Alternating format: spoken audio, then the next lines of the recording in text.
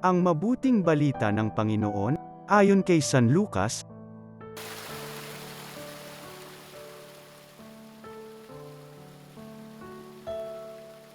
Isang araw ng pamamahinga, si Jesus ay inanyayahang kumain sa bahay ng isang pinuno ng mga Pariso, at binabantayan nilang mabuti ang kanyang mga kilos. Napansin ni Jesus na ang pinipili ng mga inanyayahan ay ang mga upuang nakalaan sa mga piling panauhin. Kaya't sinabi niya ang talinghagang ito, kapag inanyayahan ka ni Newman sa isang kasalan, huwag mong pipiliin ang tanging upuan. Baka may inanyayahang lalong tanyag kaysa iyo. At lalapit ang nag-anyaya sa inyong dalawa at sasabihin sa iyo, maaari bang ibigay ninyo ang upuang iyan sa taong ito? Sa gayo'y mapapahiya ka at doon malalagay sa pinakaabang upuan.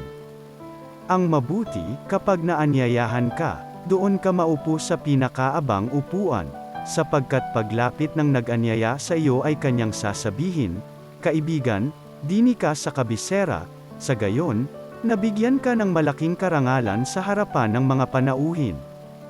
Sapagkat ang nagpapakataas ay ibababa, at ang nagpapakababa ay itataas.